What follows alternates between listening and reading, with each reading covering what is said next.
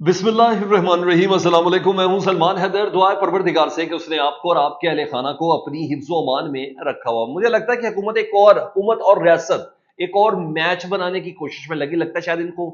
مزہ آ رہا ہے بہت زیادہ چیزوں کو اسٹریچ آؤٹ کر کے اپنی جگہ پر دوبارہ لانے کی کوشش کرنے میں۔ ایسا ہی ہوا جی، مولوی ورسز مولوی کر دیا جی۔ جی ہاں، مولانا کے مقابلے میں مولانا لا کر بٹھائے ہیں حکومت نے، اور بڑے سرکاری مولوی ٹائپ کے بھی لوگ تھے اس کے اندر، علماء حضرات تو کچھ جینون وینون تو تھے بھی، لیکن کچھ ایسے تھا لا کر آمنے سامنے کھڑا کیا ہے۔ اور جو پچھلے کئی ماہ سے یہ حکومت جو اپنے سیاسی مخالفین کے ساتھ کر رہی تھی نا، میں پاکستان تحریک انصاف کی بات کر رہا ہوں، وہ جو کر رہی تھی ان کو پریشر میں ڈالنا، ان کو توڑنا، ان کی باتوں کو سنب کرنا، ان پہ زور زبردستی کرنے کی کوشش کرنا، اور وہ جو جھوٹے سچے بیانیے بنانے کی کوشش کرنا، وہ اب مولانا فضل الرحمان صاحب کی جماعت جے یو آئی کے ساتھ شروع کر دی گا۔ Now this is a practical business. اب پتہ چلے گا نا ہوا کیا ہے۔ وہی مولانا صاحب کے ساتھ شروع کرنا انہوں نے شروع کیا۔ میں یہ نہیں کہتا کہ مدارس بل صحیح ہے غلط ہے، آئی ڈونٹ نو، یہ ریاست کے کام ہے، پراپرلی میں اس بات کو تو ایگری ہوں، لیکن اتنا ضرور ہے کہ اسٹیبلشمنٹ کے پاس اس کے حوالے سے شدید تحفظات ہیں،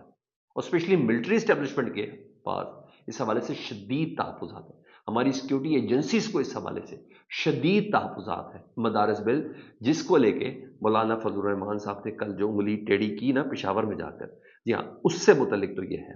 اور مگر دھوکہ ہوا ہے مولانا صاحب سے،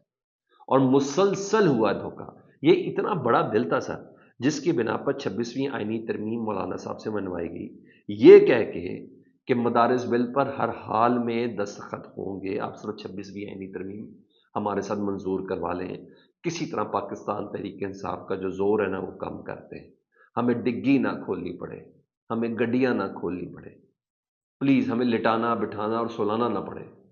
پلیز مولانا صاحب۔ تو میں جس طریقے سے اس کی ساخت بنا کر، بعد میں تو آپ کو پتہ ہے وہ ایک بل پاس کر کے جو باقی چیزیں تھیں وہ بھی انہوں نے کروا لی، لیکن 26ویں آئینی ترمیم کو منوانے کے لیے ایک بہت بڑا یہ جواز دیا گیا تھا مولانا صاحب کو کہ آپ یہ کر دیں گے۔ اس کے علاوہ فورسز چیف، جی آپ کو پتا army chief, naval chief, air chief, ان تمام کی مدت ملازمت میں توسیع، اس پر آپ نے رکھی اپنی زبان بند، ایک لفظ نہیں بولنا مولانا صاحب۔ اس وقت بھی جو زبان بندی کی شرط تھی نا، اس میں بھی یہ مدارس بل تھا، اور میں بڑی ویریفائڈ چیزیں آپ سے بات کر رہا ہوں کہ آپ نے اس پہ کوئی بات نہیں کرنی اس توسیع کے اوپر، اور انہوں نے کوئی توسیع نہیں کی۔ اب دیکھیں خود اپنے دام میں سیاد آ گیا، لائک ایسی والی بات ہے نا۔ اس کے علاوہ پی ڈی ایم ون کا جو دور تھا نا، جس میں مولانا صاحب کی جو طلبہ فورس تھی، وہ ڈنڈا بردار فورس جس سے مولانا صاحب سلامی لیتے تھے، اس کو بھی سڑک پر لانے کی جو شرط تھی نا، وہ یہی تھی کہ مولانا صاحب سے وعدہ تھا کہ مولانا صاحب ہم آپ کے مدارس بل کو منظور کرائیں گے۔ اس کے علاوہ میں آپ کو کچھ اور چیزیں بھی بتا دیتا ہوں۔ Justice Mansoor Ali shahi chief justice of Pakistan ہوں گے، یہ مولانا فضل الرحمان صاحب نے کہا تھا کہ حکومت سے میری بات ہو گئی ہے، جسٹس منصور علی شاہ صاحب کو چیف جسٹس نہیں بنایا گیا۔ اس پر مولانا صاحب آپ کو خاموش رہنا، کیونکہ آپ کا مدارس بل ہم لے کے آ رہے ہیں، اس کو منظور کرا رہے ہیں۔ پھر جو دھوکے ہوئے پاکستان میں مولانا فضل الرحمان صاحب کے تھرو پاکستان کی عوام کے ساتھ، ان تمام کا معاملہ نا اس مدارس بل کے ساتھ، تو یہ دھوکہ تو مولانا صاحب کے ساتھ ہوا ہے۔ اچھا جی، پھر کیا ہوا؟ بل پر اعتراض لگا کے 2 دن پہلے آصف علی زرداری صاحب نے اس کو دوبارہ بھیج دیا۔ کل مولانا صاحب نے پشاور جلسے میں انگلی نہیں، پورا ہاتھ ہی تھوڑا ٹیڑھا شیڑھا انہوں نے کیا، اور آج حکومتی اتحادیوں نے اپنے علماء کرام اور کچھ سرکاری مولویوں کے ساتھ ایک ساتھ اجلاس بلایا ہے۔ میں ان میں سے کچھ مولویوں کی بڑی عزت کرتا ہوں، لیکن طاہر اشرفی صاحب ہوں تو میں کیا کہہ سکتا ہوں یار، میں کیا کہہ سکتا ہوں، جس میں ہمارے وی پی این غیر شرعی اور حرام قرار دینے والے، جس میں ہمارے پتہ نہیں وہ کون سے ہیں یار، شریعت کونسل کے سربراہ ہیں یا کیا ہیں جناب، وہ صاحب راغب نعیمی صاحب، وہ اس میں ہوں تو میں کیا کہہ سکتا ہوں۔ اچھا، جس میں عطا تارڑ ہوں، جو آج اما بعد بھی پڑھ رہے تھے، پہلے سر بسم اللہ ہی، اکثر تو بسم اللہ بھی نہیں پڑھتے تھے، لیکن اب تو اما بعد بھی شروع کر دی تھی انہوں نے، کہ وہ بھی اپنے آپ کو کہنا میں تو ان کی جوتیوں کے پاس ادب سے بیٹھنے والوں میں سے ہوں، جس میں ایم کیو ایم بھی تھی، جس میں پیپلز پارٹی کی نمائندگی بھی تھی۔ ان تمام نے نا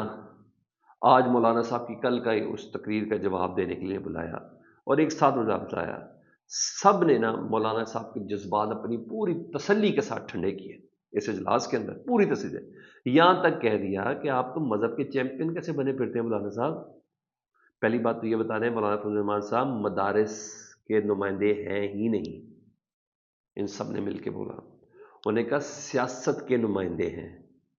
بلکہ مولانا صاحب نے مدارس کی توہین کی ہے، ان کو معافی مانگنی چاہیے۔ میں بتا رہا ہوں یہ سرکاری اجلاس میں ہو رہا ہے، مولانا صاحب سے معافی کا مطالبہ کیا گیا ہے۔ وزیر مذہبی امور ہے اس میں، وزیر اطلاعات موجود ہے، خالد مقبول صدیقی موجود ہے، اس کی موجودگی میں مفتی عبد الکریم نے یہ مطالبہ کیا ہے۔ مولانا زبیر فہیم صاحب نے کہا تھا تمام باتوں کی مکمل طور پر تائید کرتا ہوں۔ خالد مقبول صدیقی صاحب کیا کہتے ہیں؟ اب خالد مقبول صدیقی صاحب کی پتہ آپ کو چابی ایم کیو کی کہاں سے ہے؟ تو بھائی ان کے جملے سنیں، آپ ان کے جملے سنیں۔ خالد مقبول صدیقی صاحب کہتے ہیں کہ مدارس بل رجسٹریشن یہ قومی مسئلہ ہے، سیاسی دباؤ میں نہیں آئیں گے۔ اچھا، خالد مقبول صدیقی صاحب سیاسی دباؤ میں نہیں آتے؟ اوکے، صحیح کہہ رہے ہیں، وہ سیاسی دباؤ میں نہیں آئیں گے۔ اچھا، اس کے علاوہ یہاں تک کہا گیا کہ حکومت پہلی دفعہ مولانا فضل الرحمان سے بلیک میل نہیں ہو رہی، یہ علماء حضرات نے بولا ہے، بلیک میل نہیں ہو رہی اور ہمیں حکومت کا ساتھ دینا چاہیے، اور یہی نہیں ہمیں حکومت کے ساتھ کھڑا ہونا چاہیے۔ مولانا کون سی مدارس کی نمائندگی کر رہے ہیں؟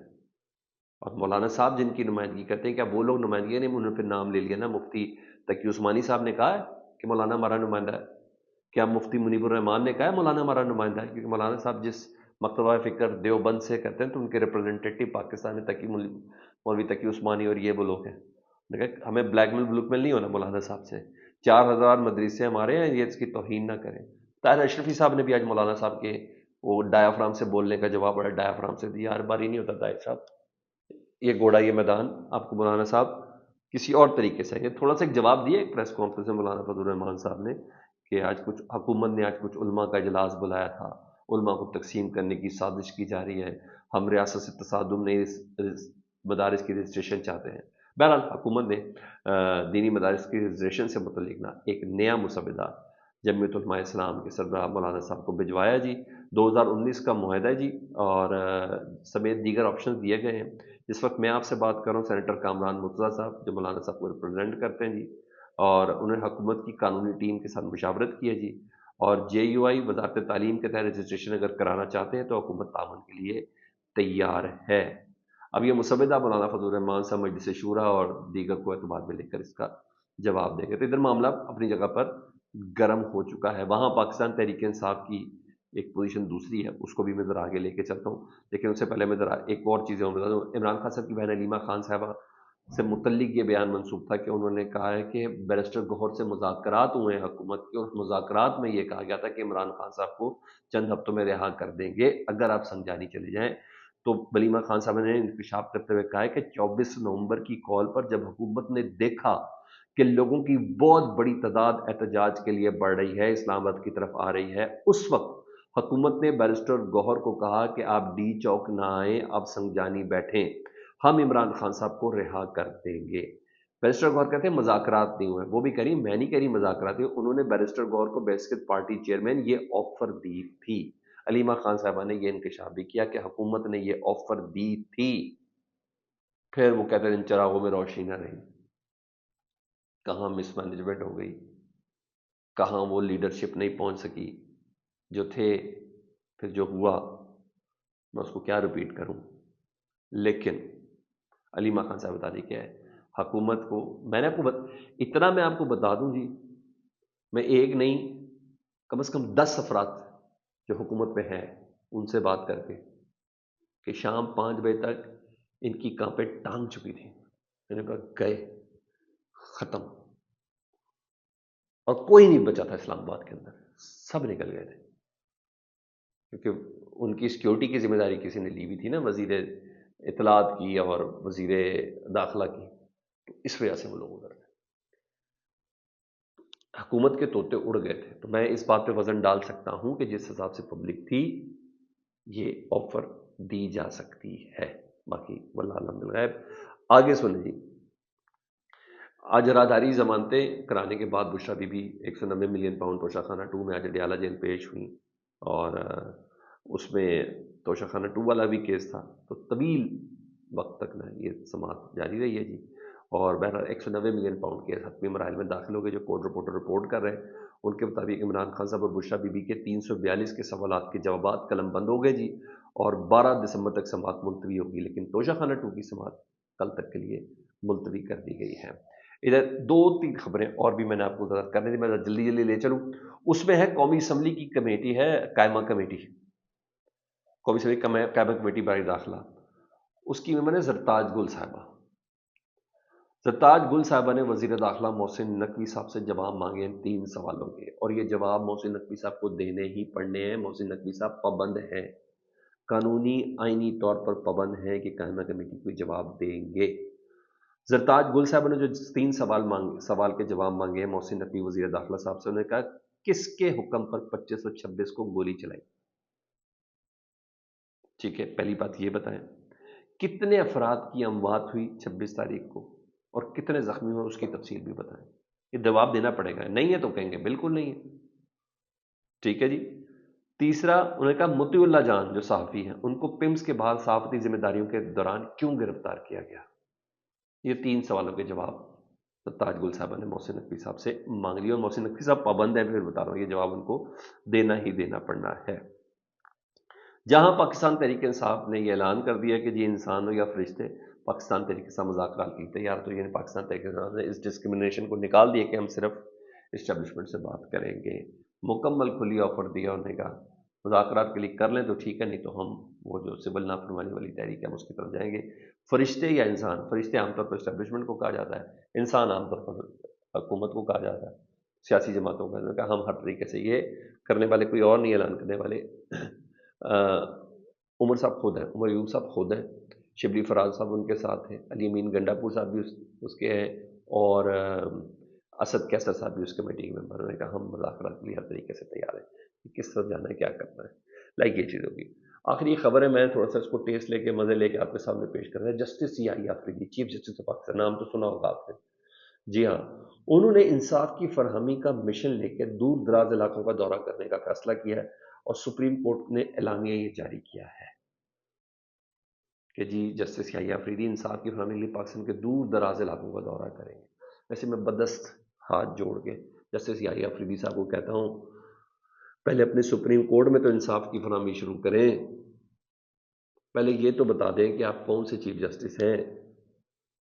پہلے 26ویں آئینی ترمیم کے لیے فل کوڈ تو بنائیں جس پہ 2 درجن درخواستیں ہیں، ہر فیصلہ مشکوک ہے آئینی بینچ کا،